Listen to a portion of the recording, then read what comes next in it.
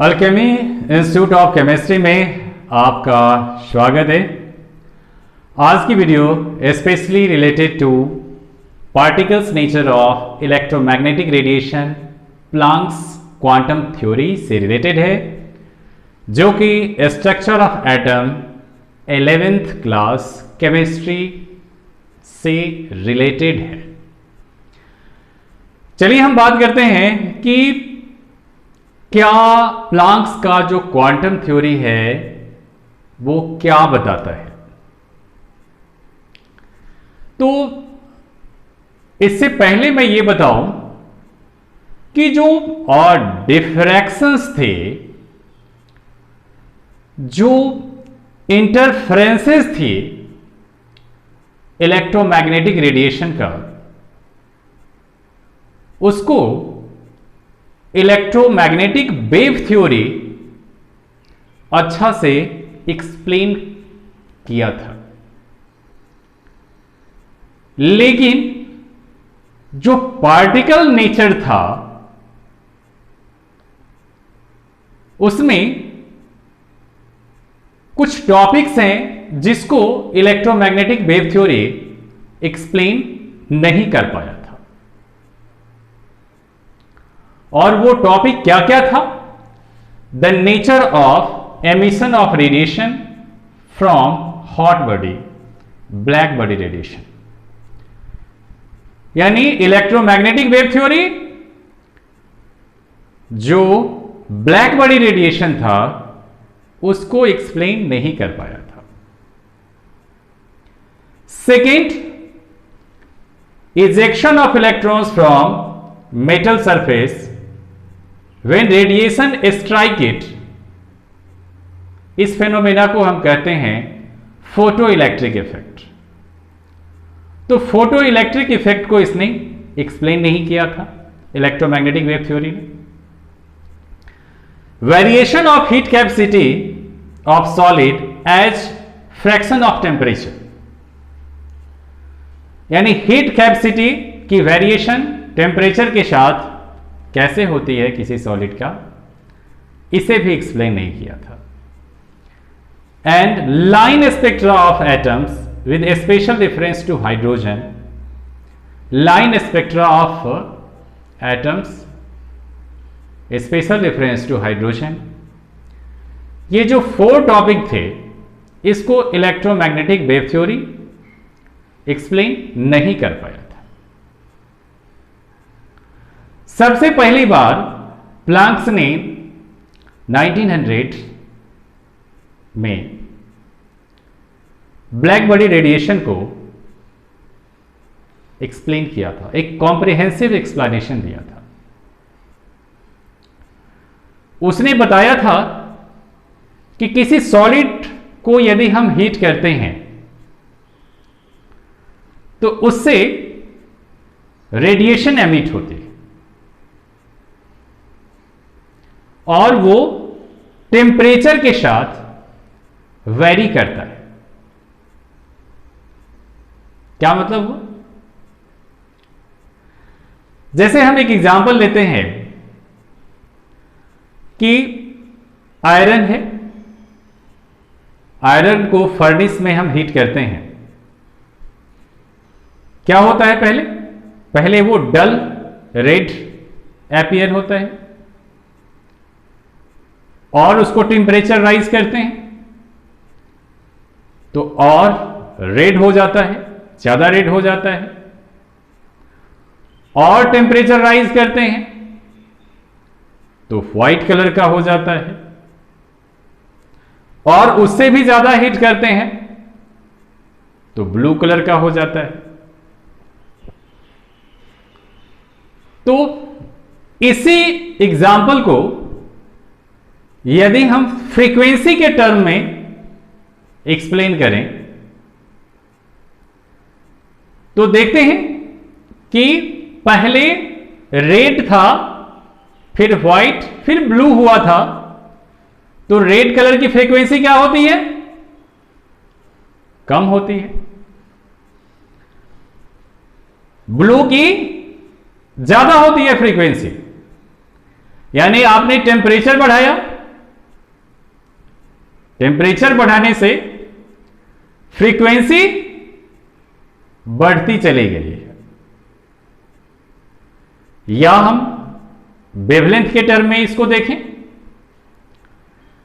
तो wavelength red colour की ज्यादा होती है और ब्लू कलर का कम होता है। तो इस टाइप से हमने देखा कि फ्रीक्वेंसी और वेवलेंथ जो रेडिएशंस थी वो variation very with temperature, temperature के साथ वेरिएशन करता है। यहां एक वर्ड आया था ब्लैक बॉडी रेडिएशन। तो ब्लैक बॉडी क्या होता है? एक ऐसा perfect body which can emit or absorb all frequencies of radiation। उस परफेक्ट बॉडी को हम ब्लैक बॉडी कहते हैं। And radiation emitted from this black body is called black body rest, black body radiation इसको कहते हैं। अब हम बात करते हैं कि किसी ब्लैक बॉडी में जो रेडिएशन एमिट करता है, यदि हम उसका जो intensity of radiation, intensity in radiation देखा जाए तो टेम्परेचर के साथ क्या कर रहा था? यदि हम इसको एक कर्व से भी देख सकते हैं, देखिए distribution of intensity in radiation from black body. हम देख रहे थे कि टेम्परेचर बढ़ने के साथ फ्रीक्वेंसी बढ़ती है and at a particular temperature एक तरफ इंटेंसिटी और दूसरी तरफ वेवलेंथ लिया जाए फ्रॉम द ब्लैक बॉडी, तो प्लांक्स ने बताया कि intensity first increases maximum on decreasing wavelength and after this intensity of radiation decreases on decreasing wavelength। एक वेवलेंथ डिक्रीज होने के साथ इंटेंसिटी ऑफ इन रेडिएशन वो इंक्रीज टू मैक्सिमम एंड फिर क्या हुआ? Decreases with decreasing wavelength at a particular temperature. हम इसे इस ग्राफ के साथ देख सकते हैं। ये T1 टेम्परेचर है, ये T2 टेम्परेचर है, यहां T2 is greater than T1। एक और बात है, यहां जो रेडिएशन होता है, प्लांक्स ने बताया कि जो रेडिएशन होता है उसमें एनर्जी क्या होता है? एमिट होता है या एब्जॉर्ब होता है। तो जो ये एमिशन या एब्जॉर्प्शन होता है वो एक डिस्क्रीट एनर्जी के फॉर्म में होता है। एक स्मॉल पैकेट्स ऑफ एनर्जी होता है, उसके फॉर्म में एमिट या एब्जॉर्ब होता है, उसी के मल्टीपल में एब्जॉर्ब होता है या एमिट होता है। फ्रैक्शन में नहीं होता। ये एमिशन या एब्जॉर्प्शन कंटिन्यूअस नहीं होता, ये डिसकंटिन्यूअस होता है in the form of small packets, जिसको हम क्वांटम बोलते हैं, क्वांटम, क्वांटा, क्वांटा भी कह सकते हैं। फ्रैक्शन में जो है ये एनर्जी नहीं एब्जॉर्ब होगा हमेशा। और उसने बताया, और क्या बताया, कि जो एनर्जी होगा directly proportional to frequency, energy directly proportional to frequency. और यदि हम इसको प्रोपोर्शनलिटी प्रोपोर्शन को हटाएंगे तो E equal to H nu. H जो है एक कांस्टेंट है जिसको हम प्लांक्स कांस्टेंट कहते हैं, प्लांक्स कांस्टेंट कहते हैं। इसकी value 6.626 into 10 to power -34 joule second होते हैं। तो इस तरीके से प्लांक्स ने distribution of intensity in the radiation from black body as a function of frequency और वेवलेंथ एट डिफरेंट टेम्परेचर उन्होंने एक्सप्लेन किया। यदि हम इन शॉर्ट समरी में कुछ देखना चाहें प्लांक्स क्वांटम थियरी को, तो इन शॉर्ट हम दे सकते हैं।